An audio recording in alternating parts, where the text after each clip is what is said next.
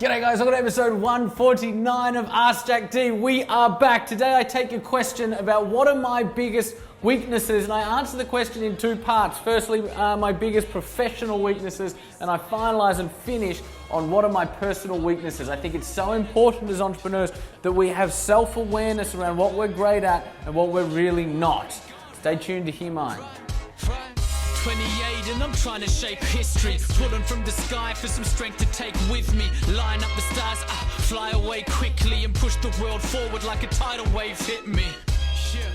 I ride the wave swiftly, I fear no man, check my titles. G'day guys, welcome to episode Ask Jack, episode 149. We are back. Thank you for bearing with us this past week as I've been in unwritten world, getting that manuscript over the line. It's final, it's done, it's gone, it's out of my hands. It's a beautiful place to be, as well as we probably had 3 or 4 macro projects due in the last 7 days, which will all be coming out over the next sort of 4 or 5 months, which I'm really excited for all of you guys to see. So thank you for bearing with us through a week of non-Ask Jack. We are back for 149, and tomorrow's Saturday, Monday, we'll be coming to you with episode 150, which is an awesome milestone. Rosie is very excited about that.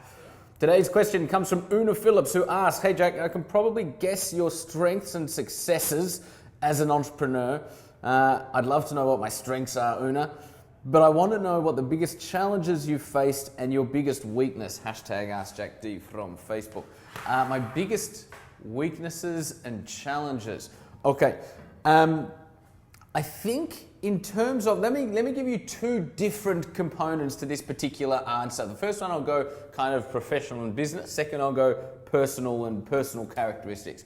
In a business sense, by far my weakness is, okay, let me explain it this way. Rosie, can I get a whiteboard in frame? Jack, can you reshoot? Thank you.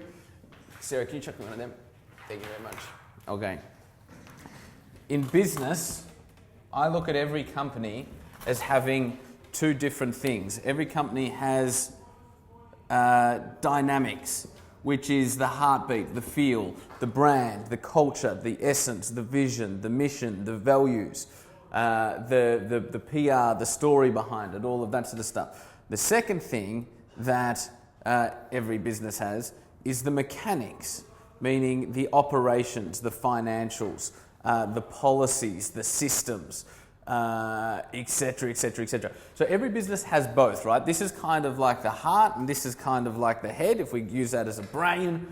And entrepreneurs typically live over here and employ great people to operationalize and build the mechanics in any given organization, right? So what I tend to be good at is understanding human beings. So so my sort of main areas of focus in any business that I'm involved in is vision, where are we going and why, mission, values, who do we want to be along the way, as well as culture, how do we want our people to feel, how do we best lead our people, brand, how do we best tell our story to the world, and marketing, how do we show the world who we are and what we do, brand, PR, culture, and product. So in my business of education, so much of our dynamics, so much of our heart needs to come through our education, through our programs. That's what differentiates us from a traditional education institution who would typically have fairly clunky, heartless, soulless education that's just about literacy and numeracy and do the exam or whatever it might be.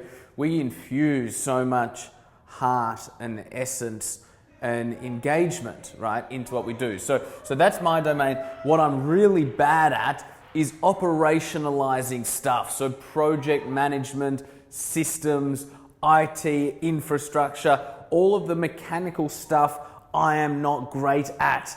However, I absolutely do, hear me now, I absolutely do appreciate the importance of it. Because if we have dynamics without mechanics, we're a bunch of dreamers and people onto a great thing that aren't operationalizing. And if we have mechanics, not dynamics, then we're operationalizing, but no one knows what the fuck they're doing. And so we're running around in circles and not building anything great. But when the 2 come together, they are absolutely beautiful. So my COO, for instance, a guy called Florian Stark, is incredible.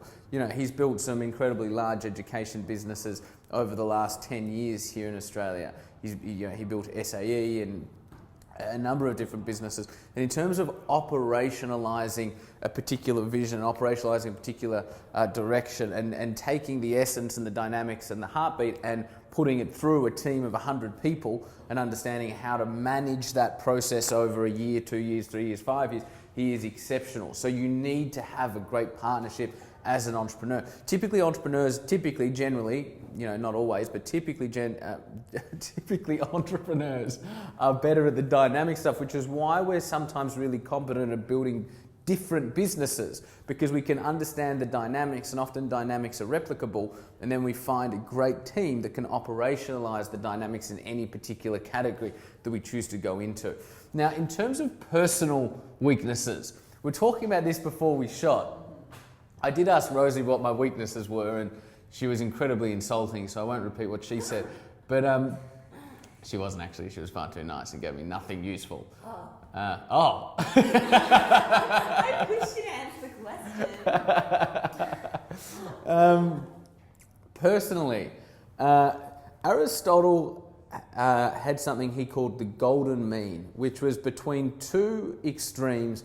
There is always a golden mean, and it's never in the middle, and that's where we should try and lie in terms of how we live our life. So we're talking about before, sometimes a person, if you had it on one end of the spectrum, thinking too much, taking too long to think about something before making a decision, and on the other end of the extreme, you've got not thinking enough before making a decision. Somewhere between those two extremes, and it's not in the middle, somewhere, because that'd be too easy, somewhere between those two extremes is the perfect amount of consideration that you should give to a particular decision before it being made. Right? And so sometimes you'll think for too long and you fall into procrastination. Sometimes you won't think for enough and you'll make snap decisions rather than thinking through the different considerations. So the same is true of between cowardice and courage, right? Anybody that's completely courageous with no fear in them will be reckless. They'll be dangerous. They'll put people off. They will be terrible to work with. And someone who's completely cowardice will never have the strength or the bravery to actually do anything, right? So between those two extremes, there is a golden mean. It's not in the middle, it's not over here, but it's somewhere, you've got compassion, and then you've got whatever the opposite of compassion is, right? Selfishness, right?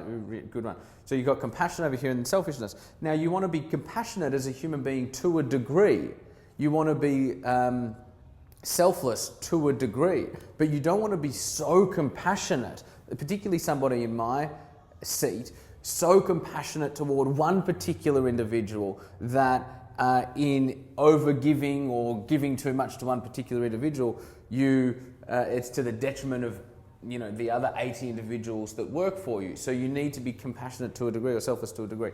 And so that, in terms of my personal life, that's the biggest challenge that I have is, and not in necessarily those two hypothetical examples, but in any example, in any decision we make throughout every day, there's always a balance as to Aristotle's golden mean, as to where we should lie between cowardice and courage, between not thinking and thinking too much, between thinking for ourselves and thinking for others, between operating too slow and operating too fast, between doing not enough content and too much content, right? Like in every single thing, there is always paradoxes, there's always two ends of the spectrum, and to always try and line the golden mean. And you never just line the golden mean forever, right? That's the whole point. That's what Aristotle said one of the purposes of life is it's a constant process of recorrection. So I suppose my biggest challenge personally is always trying to land on whatever golden mean it is in which I am deliberating about in that moment. I've got a question for you guys in the comments below. What is your biggest weakness? It could be professionally, it could be personally, I don't care what it is, but I want you to identify with us in the comments below what is your number one biggest weakness.